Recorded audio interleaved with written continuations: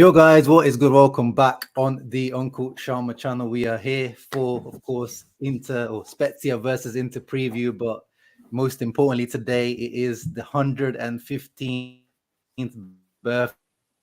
I love it. A crazy club called FC Internazionale Milano. And to do all that, to talk about all that, I have a guest joining me today. You might have seen him recently on the Brothers of the World podcast. He's got his own Twitch channel. He's got his own YouTube channel. It is Simi. Thank you for joining us, Simi. Yo, what's good, everyone? Welcome in, everyone on the chat, and thank you for having me, bro. Yeah, and you're from Austria, right? That's right. Yeah. So I live in Austria, born and raised, and part of my family's from Italy. So yeah. Yeah, and he's an Interista from a very young generation. So I'm 93 born. He's 2003 born. So you see, that's why I've invited Simi on today to give that perspective of the new upcoming Interisti. So we're going to talk about, before we get into the match preview, I want to talk about Inter over the years, like our history with Inter. Let me just give a quick shout out to the people that are here in the chat, like Nicola, happy birthday to our beautiful club, 100%, my brother. Harry, hope you're good as well. He's worried about Spezia. We'll talk about all that for sure. Mighty Mao, never around. Happy birthday, Inter. Eduardo, good afternoon. We could build on the momentum for what is probably the biggest game of the season. Yeah, Porto 100% is the biggest game of the season. Oh, my small team away. Yeah, we know we're shaking when it's a small team away in those horrible pitch conditions, but we'll see. Sean, good to see you. Twitter, my Twitter bro. I'm sure Simi, you know Sean as well. Yes, of course. That's my brother. Yeah, exactly. That is our bro. Buon compleanno all'Inter, il nostro primo amore. Yes, our first love, isn't it, Simi? Our first love before any... Exactly. Mattia, happy birthday, Inter. Yes, sir. At this point, I'm worried about every Inter away game. Yeah. We're home merchants, aren't we, Simi? Yeah, 100%. 100%. Yeah. Anthony Basic, Besisa, and yeah, of course, as Mattia reminds, please leave a thumbs up and subscribe to Le Chanel. So, Simi, as you've kind of alluded to your history as an Interista, Austrian, but Italian family. Yep. How did you start supporting Inter? Well, obviously, as a football family, I guess my dad always played football, for fun. And my granddad as well. I was always, brought up in a football household, I guess. And my dad's side always supported Graz, the Austrian team. And then my mum's side never really supported anyone. But I just grew up watching Inter as the first team that I saw on TV, basically, right? So most of the games that I was able to watch were Serie A games and then obviously Inter games further in depth. So I guess it's just sort of grew over the years. And then with me becoming trying to start making YouTube videos, trying to start make FIFA content, meeting a bunch of people online on Insta and Twitter, you find your way and then obviously get more engaged the more fellow Interisti that you find. So it's easier to, relate to certain things and certain games. So yeah, it just kind of grew over the years and the connection was always there, but it just got stronger when, you find out there's other people on, for example, Twitter, football Twitter, that support your club. And yeah, especially the last 5-6 years, the bond has grown even stronger. So never really missed a game. I watched every game I can, and then obviously went to 3 games now, which is I'm incredibly lucky to be able to do that. I know how many people would love to just be able to attend the game even once. So yeah, that's how it's sort of started, I guess. Yeah, and who was the first player that grabbed your attention? So what year did you start supporting? I want to say it was around probably the time where just after the Champions League, maybe a season or 2 after. I don't really have any good memories of the Champions League win, right? But afterwards, 100%. And if there's one player that I remember from that, it's probably Snyder. So that's one player I remember. And after that, Kondogbia is a player that always stood out to me. I know he was in the banter era and whatnot, but always really liked Kondogbia. And after that, I don't know if any of even of my followers know, but Lazzaro's always been my favorite player overall. Overall? When it comes, because obviously I'm a Salzburg fan when it comes to Austrian teams. Yeah. I always loved his style. And when he moved to Inter, that was just like, what? He's moving to Inter. It was like the perfect fairy tale. So I was like excited for that, of course. Hopefully he comes back from injury and from Torino. I He's still think he cooking. could be He's cooking out there. cooking, man. I think he could be a decent backup right back. Whoever is the starting right back next season, we shall see. But I think as a backup right back, he's still a good option. And then now, other than that, you have like your Militos, obviously. Adriano, I really like. I didn't really watch him, but obviously highlight videos and stuff. Yeah. And then nowadays, I really like Lautaro. He's one of my favorite players for sure. Yeah. No, 100%, bro. It's yeah. I actually, you know, with you guys, like people that have grown up, like you basically started supporting Inter in the banter era. Pretty much, yeah. Yeah. So I have like even more respect for you guys, because you guys literally came through. We've been in the trenches. Yeah. You like I got to see this was the reason why I supported it. Started supporting Inter like R9, you know, the original Ronaldo, like in 98, 99 when I started, you know, watching football. And you know, you can see the kit at the back of my video is always this kit right here. I spotted it already, yeah. Yeah. So this is, and he's the only player I have the name in the back of a shirt. I never get names at the back of a shirt. So he was Fair like enough. really the reason. Whereas you said, you know, you had Schneider coming in like at that time, but you in that era really there wasn't really much of a attention grabbing player, like, you know, maybe Samuel Eto'o was there for as well, like, but you really started watching Inter when we were on the downward trajectory. So I have to give you a shout out to sticking with us, bro. You stuck with us. Of course, man. Of course. Yeah. What obviously for me, if I talk about like great moments for me, I was old enough to remember like the Champions League moments, of course, like lifting the beautiful trophy and Mourinho and that treble winning team is just amazing. But for you, what are the moments that stand out for you? Like, I'm sure for you there are like banter era, because that's the era you grew up in. That must be like a lot of what you've grown up with. Yeah, I think I remember when we brought in Lukaku. That was a big moment, because that's when we sort of knew, and you sort of started to watch the first few games. I remember that one Lukaku goal where I think it was Candreva flicking it up to someone, and then Lukaku like smashed it in like the top bins or something. And that was like the first, like it must have been one of the first games of the season, right? And he did like that celebration. I think you remember that. I don't know what game it was, but it was one of the first games. Right. That's when I knew, like, okay, like this could get serious again. And it was 1920, or it must have been 1920, yeah, because he arrived in 2019, yeah. Yeah. So 1920 Conte's first season. So that that goal was pretty memorable. And then other than that, of course, the Scudetto, we can't forget about that. And then, because that was like after supporting for so many years, yeah, and then you go through all of those phases of, you know, like just pain. Yeah. It's just a relief to see that title. And then I don't know, probably like for a bit of a more personal one is the first game I went to, which was in May last year, away to Udinese. That was sick because the whole stadium was just full up of Inter fans. And other than that, my first time out the Mazza, of course, in October, even though we lost, it was a 2-1 loss against Roma in October. And then obviously last weekend went to the Lecce game, and that was a good 2-0 win. Finally saw a win at home as well. So yeah.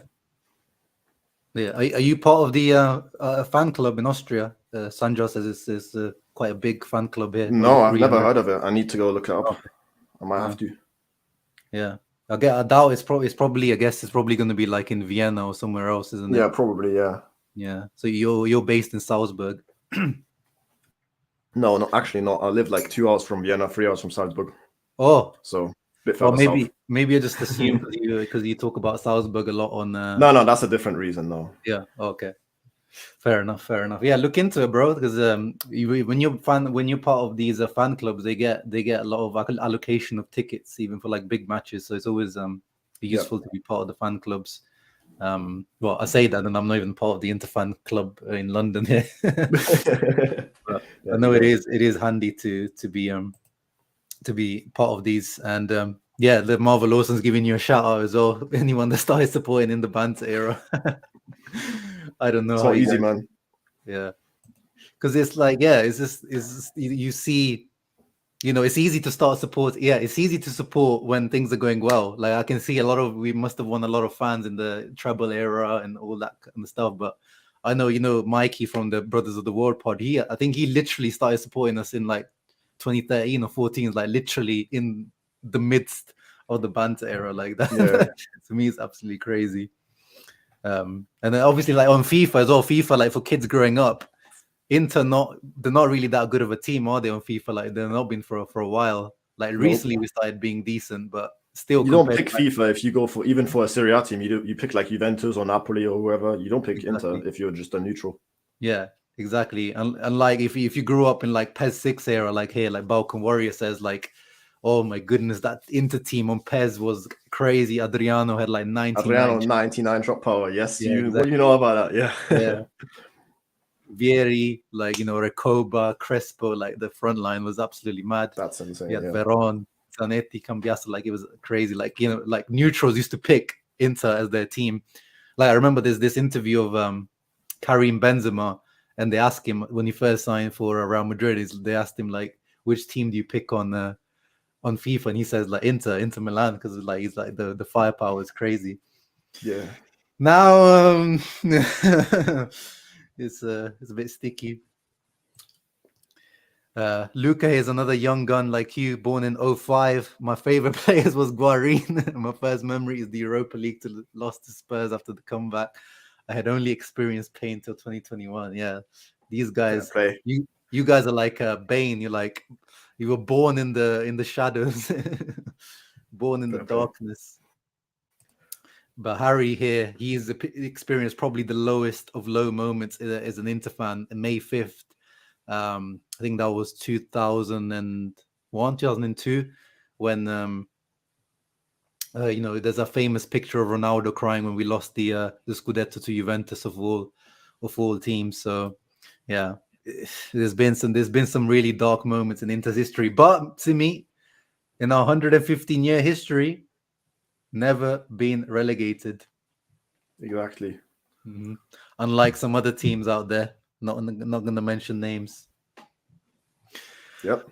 Well, one of them got through to the round of 16 or quarterfinal yesterday. So, what do you make of that? By the way, like, are you one of those guys that supports rival teams in Europe for Serie A, or do you like hate constantly? Well, I can't say I'm happy with Milan going through, if that makes sense. I don't think I was supporting Tottenham. I was more watching, on the side. I wasn't like, let's go Spurs, you need to knock them out. Maybe a little bit because of Conte, but yeah, it was definitely more like a neutral sort of thing. I'm not fully against it. I'm not fully for other Italian teams, but yeah. You won't catch me supporting Milan, that's for sure. Oh yeah, no, 100%. It was for me. It's like a win-win. It's like if they lost, it would have been like we can banter the Milan fans on Twitter, or if they win, it's like whatever. Exactly. Yeah. Exactly. But would you take in the next round? I don't want to look too far because we still need to do the work against Porto. But who do you want? I want the Milan derby in the next round. If we're being realistic, like, well, there's two things. It's like either who I want or who I think we'll go through against. And I think we honestly have a chance against. We don't have a chance against Benfica, that's for sure. They're just too good. I don't think we'll win against Real Madrid. I don't think we'll win against Bayern either. But Milan would definitely be nice. And no, Milan would be nice. I think would be like, I think after the 2 wins that we had, it would be a lot. We'd have a lot more confidence than against any other team, even a foreign team. So yeah, no, it would be nice. And but I'll take anyone, of course. So we'll see. Yeah, Chelsea would be lovely because we get to the Lukaku storyline within that Chelsea. I forgot about Chelsea. Chelsea. I don't think they'll get. I know they won against Dortmund, but I don't think they'll get back to where they're meant to be, even with that squad that they have now. They're just not, like, the dressing room just seems like too much of a mess. Can't see it happening really. Yeah, no, 100%. But yeah, they're one of those teams where, like, I look at them. Well, obviously they're mid-table in Premier League, so I think it's one of those teams that I'd go into that game thinking like, we can definitely, go through. supporting all Serie A teams in European competition for Serie A pride. Yeah, no, I know a lot of people that do that, especially because, over the last few years, like that Premier League dominance is getting a bit frustrating for a lot of people. I see there's a lot of sentiment. Obviously, the Super League has grown out of that, sentiment of just being frustrated with this Premier League dominance. So I see why. And now here in England, it's always funny to make fun of people when their team goes out for me. So it's funny. And yeah, we saw that news today, as Sandra mentioned, like since the pandemic. I didn't even see that. Yeah, so combined losses of Italian clubs racks up to 2.6 billion euros apparently, which is absolutely crazy. Which is probably the revenue for 1 year in Premier League. Yeah, literally. Yeah, Conte and Perisic mod. Yeah, like I'm not a bitter guy like that. Like, they made their decision. The Conte one's confusing. Perisic, I can get it. Like, he wanted his Premier League experience. He's 34. Like, is his last chance to get it, and then we offered the contract way too late. So it is what it is. The Conte one just never made sense to me. Like, when he left us, you still had the 1 year, bro. Like, you're still getting paid good money. Yes, we're gonna have to sell players, but just close out the 3-year cycle. Like, and why would you go to Spurs of all teams? So yeah. Well, how did you leave? How are you with Conte? Are you one of those guys that wants him back, or are you one of those guys that's like, nah, bro, toxic? I'm a bit torn. I actually tweeted today that I tweeted like a lineup, how we could line up next season, and said this plus Conte would be legit. But after yesterday, I just don't know if I'm fully convinced. I know that he's better than Inzaghi, but that's not hard, right? So I'd probably take him back, but I don't know if I'd be fully happy. Someone like Thiago Motta would probably be someone that I prefer. So I know you're one of those guys that wants to see the youth. You want to see you're a youth merchant. Yeah, no, not a youth merchant, but I just see what Thiago Motta's doing at Bologna. They're playing some nice football, and I think he'll be a great fit, obviously, coming back home. So yeah, man, I don't see why not him. Well, I don't know. Like, to me, it's like, he's got the same issues that I would see with Inzaghi. He's unproven at the top level. He's never managed in Europe. He's never won anything. It's there's a lot of those.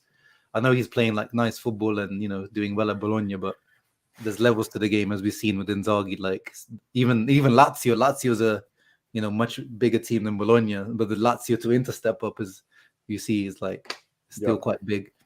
So I would give Motta still a little bit more time, I think, to see how he grows. But yeah, all we care about is that second star. We need that second star, isn't it? Yep, exactly. I'm ready to sell my soul again, like we did for Conte, just to get that second star before Milan. We can't let those guys get the second star before us.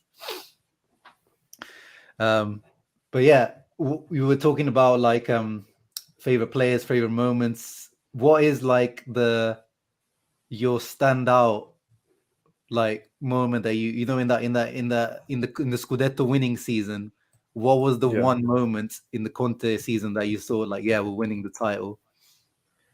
Boy, one moment is difficult, I think what I remember is the 100% remember is the final game, actually, because I have a lot of pictures of that saved on my camera roll still. But a lot of it is just the lockdown sort of vibes, having the grey away kit again, and Lukaku and Lautaro celebrating with their trademark celebration. Oh yeah. So no specific moment, but just remembering them two like firing, getting like goals upon goals and assists, to each other really. Yeah. And just remembering how they played and how they linked up with each other is like I have a strong like nostalgia feeling with that. So I guess that's more like a feeling rather than a specific moment. But just the way we played really is what I miss and what I remember. Yeah, it was like a well-oiled machine, wasn't it? Exactly. Yeah, that's what I miss. Yeah. Yeah. For me, it was this one. It was the Inter Juventus when Vidal scored, and obviously people will be saying, "I'm pushing my Vidal." Yeah, you got a point. This one, like, because it was like we used to struggle so bad against Juve. Like every season, we'd be like, there's no point even playing the Juve games because we draw or lose.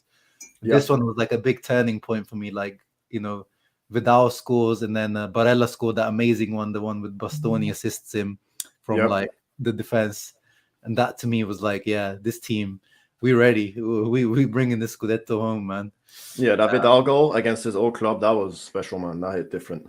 Yeah, no, exactly. That is because before the match, if you remember, there was that video went viral where he was like speaking to Chiellini and like he was kissing him, but he Yeah. kissed him like near the badge, and the Juve fans were like, "Oh, look, Vidal still loves Juventus." It was like, take that. He Yeah, I dunked on remember him. that. Yeah, I do. That was funny. So it's like literally like the guy that used to win Scudettos for Juve, like Conte and Vidal beating them. That to me showed like that changing of gods. And then recent one. What about last season, bro? Do you what was your favorite? What was it? Was it Sanchez in the Super Cup or was Sanchez in it? the Super Cup, but yeah, I was about to say, yeah, that Yeah. hit so different. I remember it must have been like almost like midnight because the game started at like 9 p.m. Yeah. And I think I remember having work the next day or something like that. And I knew I wasn't going to get any sleep. But that just hit different, man, because you knew that something was coming. Everyone, like, I remember saying in the group chat on Twitter, everyone said, like, something has to be coming here. Yeah. And then Sanchez just, yeah, that was, I think I remember waking everyone up in my house and stuff. So sorry to my parents and that, but, that was, yeah, crazy experience. Yeah, that was probably my moment. Yeah, it's just those Juve ones hit extra good, don't they? They're just like Yeah, that gives a double XP boost to the emotions. yeah. And then obviously afterwards in the Coppa Italia final, that Perisic double hit even sweeter to me because obviously like Super Coppa is nice and all, but like Coppa Italia is actually a bit even more meaningful. So that double that he put up on them, that was extra nice. Yeah, I remember. Now that you're showing me the pictures and stuff, yeah. Yeah, that second one he scored that volley as well. Remember on his left foot. Yep, that volley was sweet, boy. Yeah, that was very very nice. Do you miss Perisic? Were you one of those guys that's like, nah, DiMarco is the way forward? I think when we brought in Gosens over to replace him, I sort of thought it's all right and we'll be chilling. And then Gosens didn't really hit how everyone expected him to. Didn't really get going. And but DiMarco showed up and done a great job, I think, in the first half of the season. Yeah. And now Gosens is starting to play well again, so I'm not really like too bothered. I don't think a lot of people give him enough credit for the last few games because he's just been like outstanding in my opinion. Especially the last game. Obviously, you see a lot more live. You see a lot more detail when you see them live. And Gosens was just running that left side, man. He didn't have a single mistake, I think. And now I think he's a good replacement. It just took him a bit to get going, I guess. And we have a solid backup with DiMarco, or however you want to look at it. Gosens being the backup, DiMarco. Yeah. Yeah, no, at the beginning of the season, like, yeah, if you ask me, I thought, yeah, Gosens going to be the guy. But Yeah. DiMarco deservedly has taken that spot. But at the same time, as Ben says here, like, I've been like the same way Conte treated Ericsson is like, you have to give a guy at least like 4 or 5 games in a row as a starter. Then we can say, yeah, this guy's flopped. Like, we can't call, like, he has been a flop, but it's like he hasn't got the chances really, Gosens. So now the first time he started 2 games in a row, he's going to start his third one by the looks of it tomorrow. So that's the first time since he's come in. So now we can actually judge Gosens properly.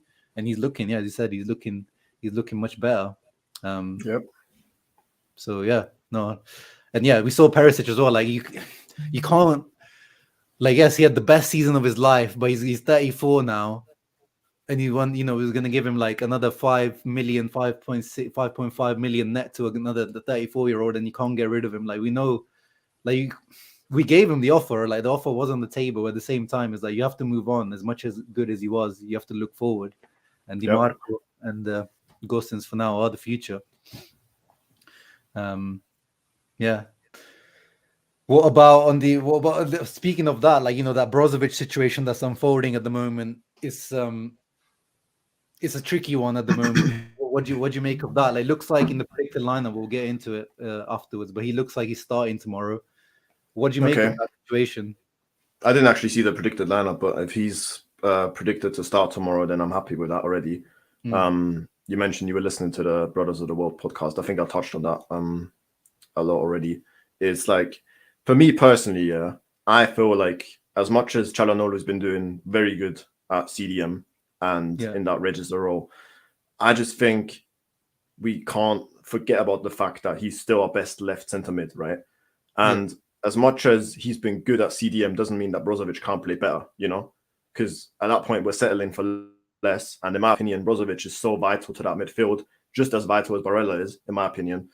And if we get rid of that or even sell him, you know, like let alone, you know, just keeping Çalhanoğlu there, I don't think it's the way forward. Because Mkhitaryan's pushing like 35, right? Yeah. And we can see, I mean, everyone knows that he's just like fatigued, he's tired. And he can't play every 3 days in like week in, week out. It's just too much. However, if he rotates with Çalhanoğlu and Brozovic rotates with Aslani, then that's perfect. But I don't know why, now that he's been fit for like 2-3 months again, I don't know why we decide to just not like play him. And maybe it's a, you know, return to him playing regularly tomorrow, but I just don't see the thought behind it by Inzaghi. Obviously, I'm not in the dressing room and I don't see the training sessions. Yeah. And there was like rumors with him having like a bad attitude and whatnot. But then let's sort it out, man. Like Inzaghi, like talk to your players, talk to your best players and sort out anything that's in the way of you playing your best players. You know, if there's like a problem, I don't think we should like dwell on it and you know, play Çalhanoğlu instead and then overplay Mkhitaryan. It's not the way forward. So I personally think he should play more, and I definitely don't want to see him leave in the summer, man. Definitely not. Yeah, no, he's one of my favorite players.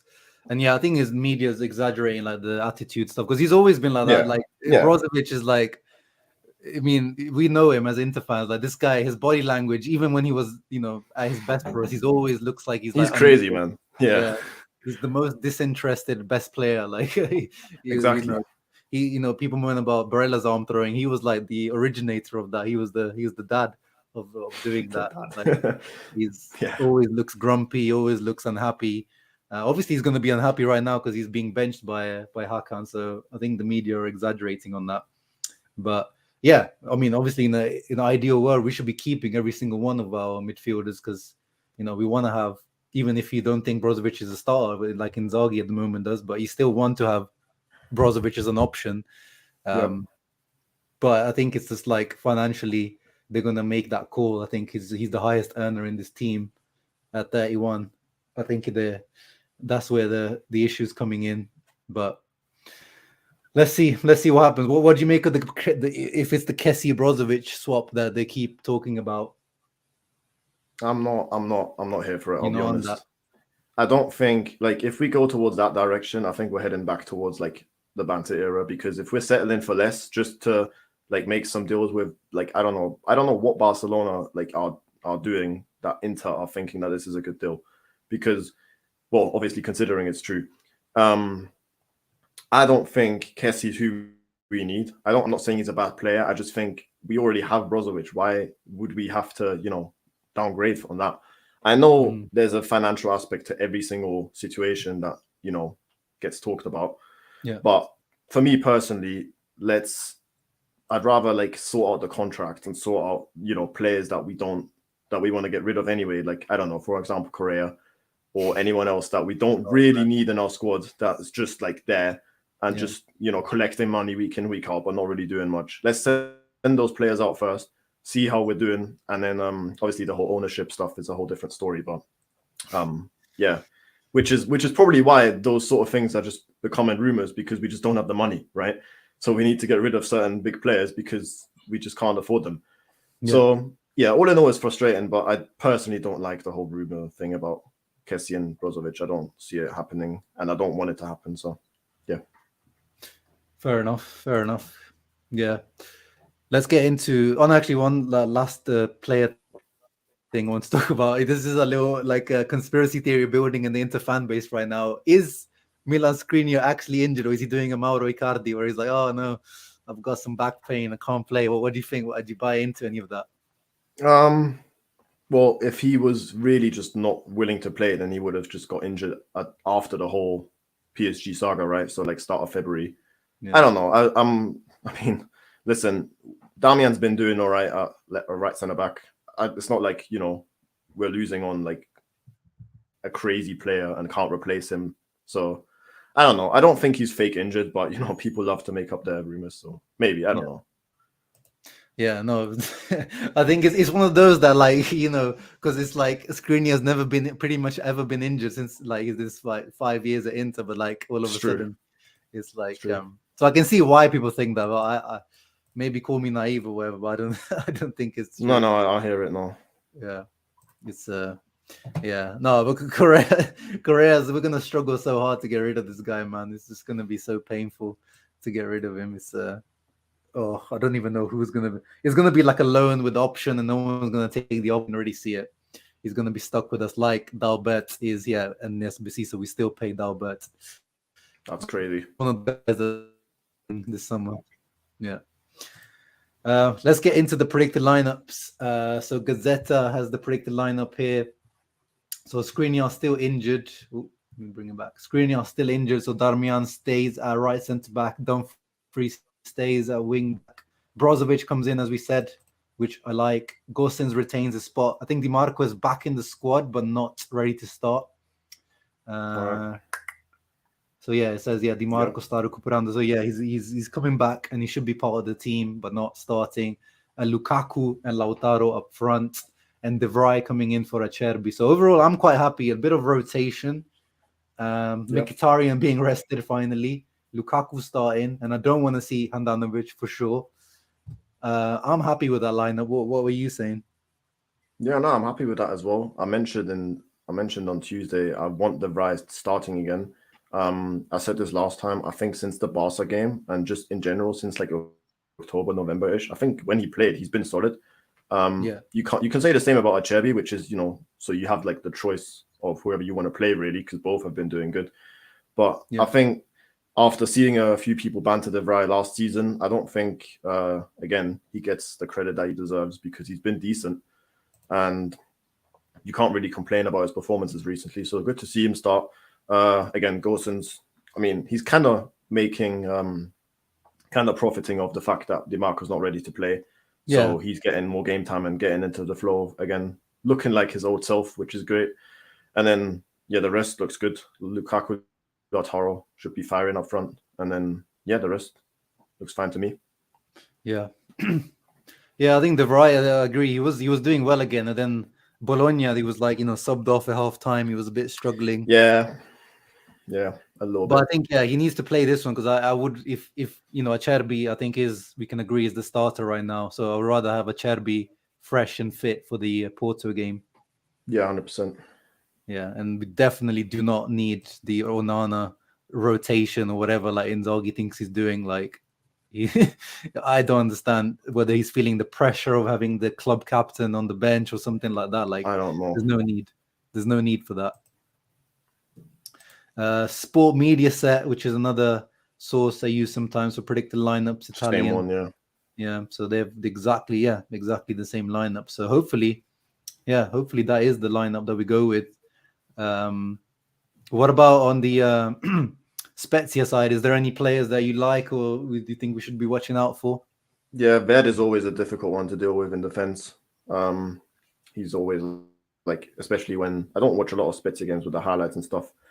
I try to catch, and he always looks like a danger up front. Obviously, Enzola is a bit of a bagsman, and I think he's like he's been scoring 11 goals or something this season.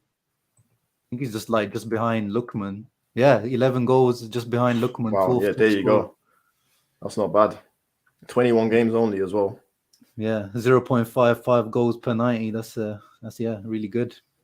Yeah, solid. So that front three is what I'm like looking at in terms of their danger. Nothing really stands out to me apart from that. We know Ekdar's a solid player, and we know Dragovski's a decent keeper. Obviously, he used to have a lot more hype, but he's still a decent keeper now. Yeah. But yeah, I never rated him. Go on. No, yeah, I was like, I never rated Dragovski. It's like, I think Inter fans were like, because every time he'd play against us, he'd like pull out like one of those performances. I never particularly rated him. What were you about to say after? I was gonna say, since we have the midweek game, I know we're playing the league game on a Friday, which is a positive because it's one more day of rest, right? Yeah. But I still want to see a lot more subs a lot more early, because we can't afford to have players tired, especially if we go travel on Monday and the game's on Tuesday. We want to make sure that our players are just well rested, and we sub on like the young guns, get Carboni a few minutes, give Zanotti another few minutes. I was happy to see him on the weekend. So yeah, just give like a couple of players a bit of a run out and make sure that the main players, the key players, are rested for Tuesday. Yeah. What do you make of like you mentioned, like Aslani, Carboni, that those kind of, what do you make of Inzaghi's usage of the younger players? Well, obviously you can imagine, right? I'm not too happy. I remember last time in the stadium on the weekend, I was just complaining the whole time, where's Aslani? Every time we made a sub, I hope it's Aslani. It was never Aslani. It's just a bit sad for me. I remember we were talking in the intergroup chat about it once, like everyone is arguing about who should be the vice Brozovic this season, Agume or Slani, and now none of them are playing. The one player's out on loan and he's injured or suspended all the time. The other player's just never playing anyway. So the debate was all for nothing. But Aslani definitely deserves a lot more game time. I'm sad for him. I don't know if there's anything again going on in the dressing room. I don't know why he's not playing, but yeah, I just hope he gets the game time that he deserves, because we know he has the talent. First half of the season, he played a bit. We saw his qualities, so I don't see why not.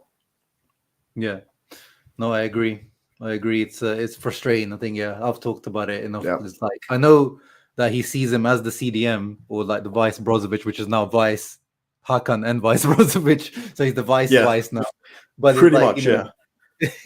He clearly can play the other midfield roles too. Like he can be the vice Hakan, he can be the vice Barella too. And what's the point of playing a Gagliardini whose contract is expiring in a few weeks?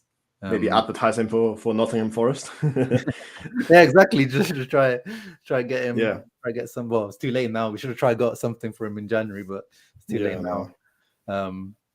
Yeah, it's just and then today it was funny. You saw he's got this is the funny thing with Aslani. He's got the same birthday as Inter Aslani, which is like clearly written in the stars. The guy's born on the same day as Inter was born. But yeah, all the comments were killing me. It was like, who's this player? I've never seen him.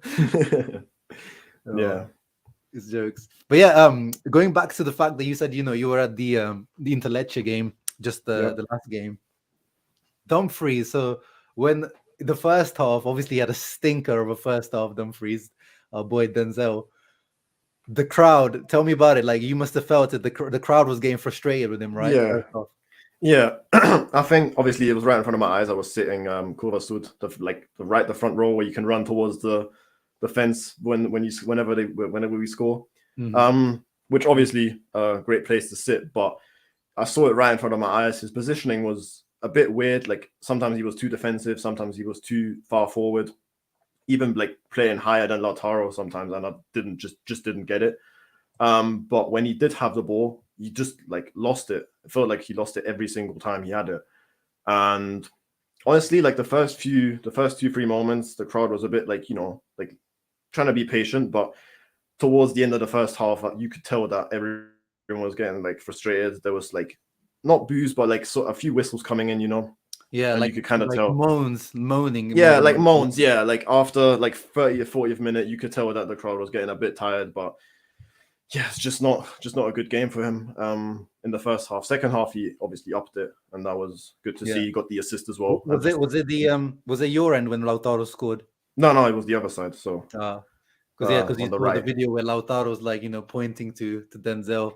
Yeah. No, that was wholesome. I think that's important as well, because he did have a better second half and obviously doesn't deserve the moans from the crowd, even though it was a bit of an unlucky first half for him. But yeah, no, I've always been against the, like, I can understand like moan, you can't help it. Like when a player does something wrong, you can't help but be like, bloody hell. Obviously that was my reaction to some sort, like some of his touches and stuff. And then that one assist that he just messed up. He just should have squared it to Lautaro, and he just didn't. That's when I was a little bit like frustrated. But I don't go and shout at him and be like try and insult him or anything. I don't think that's like necessary. But yeah. No, Ben was at the game as well. Yeah. Nice. Who any other players that Inter fans kind of be like Dumfries moan at, or was it just mainly Dumfries? No, I think it was Dumfries that was the only player. I can't think of anyone else other than that. I think the crowd was pretty happy with the performance. Felt comfortable. I think there was a comfortable vibe around the stadium. Even before the game, there wasn't like any doubts that we'd bring the 3 points home. So yeah. Yeah, I think maybe if Correa played, you would have heard because he gets booed on pretty much every time he comes on now. Yep. And you would have been, I know even you would have been involved in those ones. I mean, I wouldn't have been happy, that's for sure. Yeah, you would have been on a sneaky one like boo. Boo, no, not me. Yeah. Yeah. No, the crazy thing is like the Inter fans, like even Lecce game that was like 70K plus, wasn't it? Yeah, it was 75,000 on the dot, I think. Pretty Wow. solid, yeah. That is like not even in like the Triplete era we used to get like that. Like the Inter fans really like last few years have been turning up. Serie A in general, like stadiums are getting a lot more full now. It's been Yep. a Good to see. positive trend, even though most of the stadiums are like absolute pieces of shit. Obviously San Siro isn't. We love San Siro, but it's still it's old. It's an old stadium. Yeah, whenever you walk up the stairs, like once you get through the barriers, you're kind of like, okay, like you can tell this is old. But for me personally, I like it because it has a little like nostalgic feeling to it. So I personally don't mind it. Has a bit of history about it. Yeah. Ben says Mickey caught a bit of it. Was he like there was a bit? I don't really remember. Obviously, he scored the first goal, maybe before the goal. But all I was saying before the goal is that he just looked tired in the first 5 to 10 minutes. Like you could just tell straight away that this guy's overplayed. Yeah. He made one or two missed passes, and you could kind of just sense again that he's overplayed. But after the goal, I think everyone was fine with him. Nice, fair enough. And Asimal here is asking, why do you dislike Balanova? I didn't know this about you. Did I have a tweet about him? Now that I think about it, maybe I did. But yeah, that one display, was it in the cup? I think it was in the Empoli, cup. Yeah. Just like I gave him the 2 or 3 chances that he had, and I just just to see what he was like. But that performance just threw me off so much. I'm sorry, I personally can't like support someone like that if he's gonna in a cup game as well. Yeah, where he has the chance to prove himself. I think he started the game, and you put up a performance like that. I just can't see it happening that he's joining permanently. Yeah, no, that's what I tweeted the other day. Like Gazzetta was tweeting that, oh yeah, Inter are not going to be taking up the option to buy him. They're not convinced, but themselves, like just a month ago, were the ones saying there's no doubt Inter will be taking up the option. It's let me find it because it's like you just see like that's why I always like obviously we have to use the media to like comment on things and find out news, but at the same time I always say to people you don't take everything they say. Like so here they say the other day Belanova ended up on the sidelines. Inter won't pay Cagliari another 7 million for the right to redemption, and then I tweeted just a month ago there's no doubts Inter will redeem the player for 7 million. It's just like it's same publication is like keep the same energy. It's crazy. And yeah, I don't see it happening. Inzaghi clearly doesn't rate him. And as I said many times, even when we signed him, I think he was part of the Bremer tax because he was like same agent as Bremer. I think he was part of like a little sweetener that we buy this guy, he also bring us Bremer. Then we'll see. And in the end, obviously that backfired massively to us. Yeah, it looks like Cambiaso maybe should have been the guy we should have gone for, who we were also linked with, the guy who's at Bologna now. Yeah, it is what it is. How can we relieve Korea? We should avoid the situation like Jean-Mario. Well, I mean, come on, Jean-Mario, like this is like now if we let go of Zanotti and then when he turns 33, he becomes like the best right back in the world. It's like it's been ages since Jean-Mario left us, and like it doesn't work out. It just didn't work out at Inter. It is what it is. Like it was. Yeah, I'm happy for him now, of course. Yeah. Good especially to see him after he scored at Juve. Like he was one of my most hated players, and I hate players more when they're good and they can't do it at Inter. Like that's when you're not good. Like Gagliardini, I don't hate him. He's just not good enough for Inter. That's not his fault. But Jean-Mario, like you could always see, like this guy was good. He was good enough for Inter. He just never committed himself, or it just didn't work out. It is what it is. Like, but now that he's like 32. And he's turning it on like it's already 32. Damn, wow. I'm getting old. Wait, let me just double fact check that. If he's 32, that's crazy. Could be capping. Oh, he's only 30 actually. He's a 93 one. Damn. Thank God. Yeah. But he's been like a while since we let him go. I mean, officially we let him go in 2020, but like he was gone from Inter since like 2018 because we were loaning them out left, right, and center. Yeah. But yeah, teams have to be interested. No one was interested in buying him. Like we loaned him to like West Ham, then back to Sporting Lisbon. No one was taking up the option to buy him. So I think Correa will probably end up like that. It's just how life works, how football works. Yeah, we refused to put his heart and soul in Inter. I distinctly remember him missing like a massive chance against Milan in one of the derbies. It was like 1v1, and he just like, it was like the weakest shot I've ever seen in my life. Straight at not even the proper Donnarumma, it was the Donnarumma brother, the shit one. That's football. Sometimes it works, sometimes it doesn't. Actually, let me ask you that, Simi. Who's one regret? We're talking about earlier about 115 years of Inter. Who was one player that you regret, like it didn't work out at Inter, or you were like disappointed by? That's a difficult one. Obviously we brought up João Mario. That's a good example. I'm trying to think of players that are like. Did you have expectations for João Mario when we signed him? A little bit. Because again, you just knew that he was good, but you could tell that he wasn't, like, he didn't really care. Yeah. And then anyone else that was like, funny enough, this is sort of a little bit before my time, but I found a picture of Balotelli and Arnautovic in training.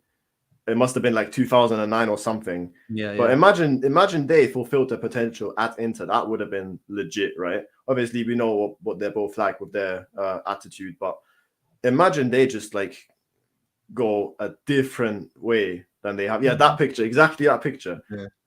What a photo, right? Yeah. Insane nostalgia there. But imagine they work out. That would have been insane. Yeah.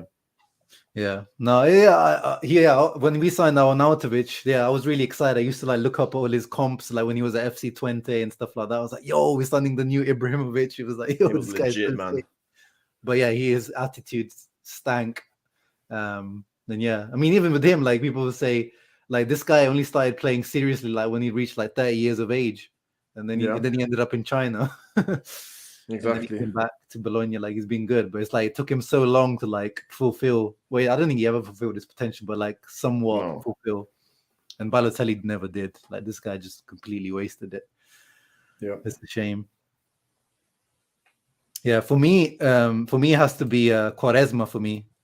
This was obviously like before your time as well, but yeah, this guy was so excited. Like this was like Quaresma was rated like when he was coming up in the youth teams, he was rated higher than Cristiano, like because they came up in the same era and same like Sporting Lisbon youth setup, and they used to say that Quaresma was like better than Cristiano.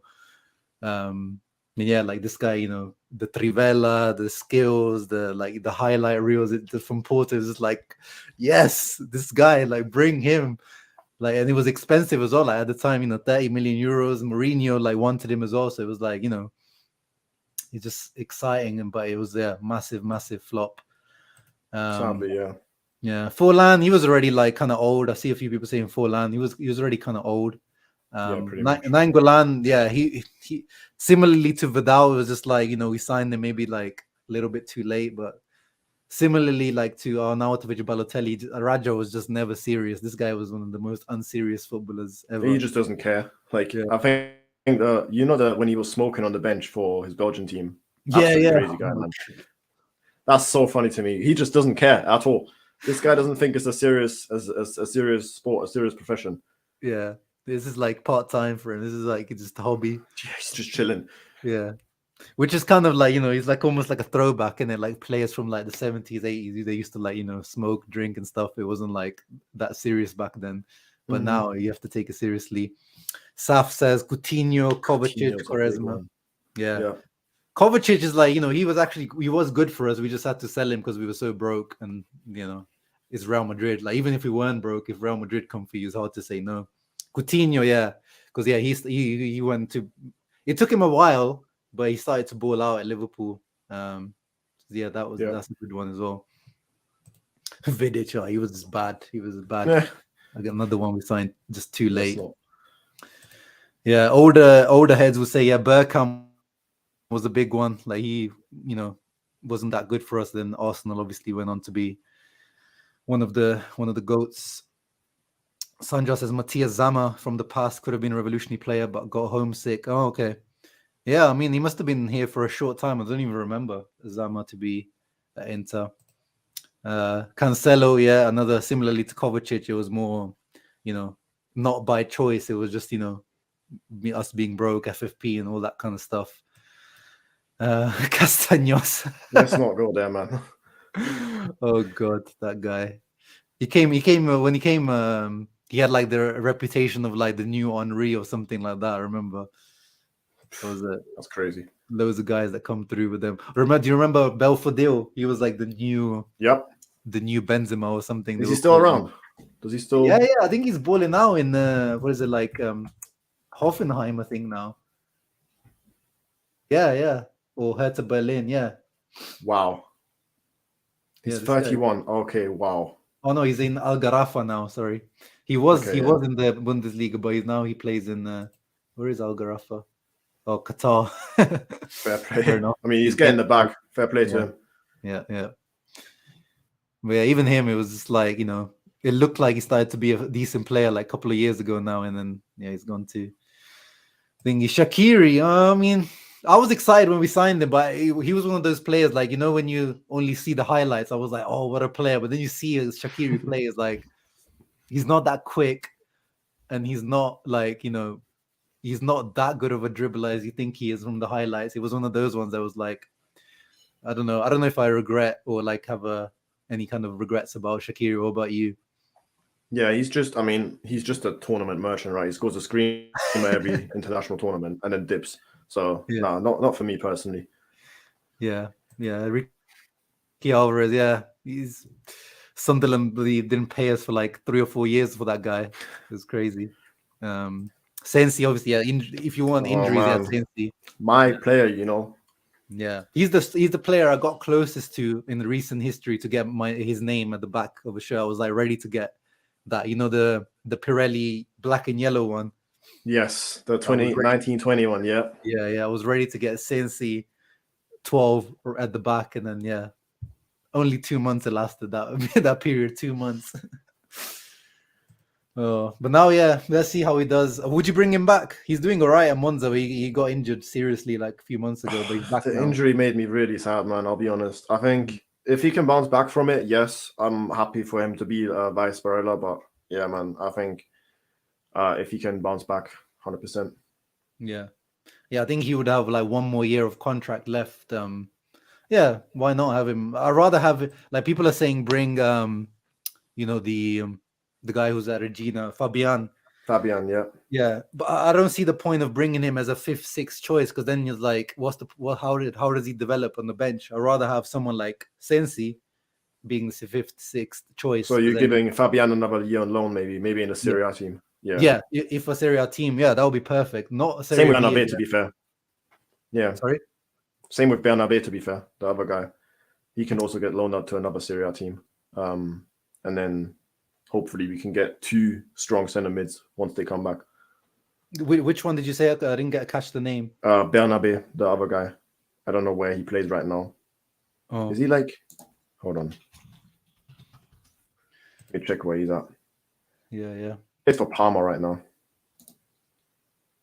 Oh no, we don't own him. Oh, someone said we own him. No. Oh, never mind. I think they were interested. Maybe they wanted to sign him, but he looked. It must have been one of the two. Okay, yeah, fair play. Yeah, I think he was owned by Man City. I think he's on loan from Man City or something like that. No, sorry, I got confused because we have so many loan players. I forget who's ours and who's not. No, that is true. Yeah. Like our network of loan players is crazy. No, but then Fabian, obviously another year on loan. Yeah, my bad. Yeah. Oh yeah, or we could use Bobian as a makeshift part of like some sort of a deal, which Scalvini is so expensive. I don't see that happening. We'll see. But yeah, Simi, let's finish up with the predictions for tomorrow. We've had a nice chat about lots of different things. We did the predicted lineups. If we go with this lineup as is predicted here, Lukaku, Lautaro up front, what are you telling me? Will we seeing the gun celebration tomorrow? I hope so. First of all, I hope they bring it back anyway. And then I'm saying a strong 3-1 victory away. I don't think we'll keep a clean sheet. You know, like I said, the attack is pretty dangerous, but I think 3-1's a good result to bring home. Yeah. What about you? I'm gonna predict, like a struggle win, to be honest, because they've got Spezia have had that new coach recently, Simplici. You know, there's always that, new coach. They haven't had the new coach bounce yet, but I feel like, it's still in that period where you might get like a weird result, just that extra bounce. So I'm gonna predict like a 2-1 win. I wanna low key predict a draw, to be honest, just because I don't trust these guys away. In one of these fixtures, like King Darian says 2-2, Matthias says 1-1. But Cisa's capping. I know he's capping about the 1-0 loss. But yeah, it's the Inter's birthday. Like, surely, like, they can't lose on Inter's birthday. Imagine, that's embarrassing. You can't lose on the 115th birthday, whatever. Even if it's like Bayern, you have to like get a decent result, even if it's away. So yeah, I'm predicting if Lukaku starts, Lukaku goal. I want to see the gun celebration coming back, and then Gosens. If Gosens starts, then I want to see Robin Gosens getting I think it's going to be his first league goal for Inter, because his other one was a Coppa Italia and the other one was Champions League. So first league goal for Robin Gosens. Who are you saying for goal scorers? I'm saying Lukaku 1 goal, probably a corner goal or something. So maybe like the Brian Bastoni. And then Lautaro has to score, I think. Yeah. Lautaro, obviously, that's a good shout. He's been firing again, Yeah, his streakiness, as we know. One thing, obviously, you hope with their head is in that Porto already, because that's obviously a thing where you can already thinking about, Champions League, because that Milan lost to Fiorentina last week, and, they probably were thinking about the Tottenham game. But as Charles says, it doesn't matter if we struggle or if we play Limonebo. All we need is 3 points. So thank you very much for joining me, Simi. Please let people know about your Twitch channel. Yeah, the Twitch, I mean, it's been going down in the feed there anyway. Twitch.tv/SimpleSimi. I stream Sora, the NFT-based fantasy football game. Stream FIFA when it's not a dead game. Minecraft as well occasionally. And I'm quite active on Twitter as well, simple_FIFA. And you already know, like the stream, subscribe to the Uncle. Yeah, man. Yeah. No, thank you very much for coming on, Simi, and talking about Inter history on the 115th birthday. So hopefully the boys give us the fan base and the club a nice present. 3 points is the best present possible, and obviously that qualification to the next round would be even better. Yep. But thank you everyone that tuned in. Hope you guys enjoyed the stream, and if you did, leave a thumbs up, subscribe to the channel. Ciao ragazzi, forza Inter always.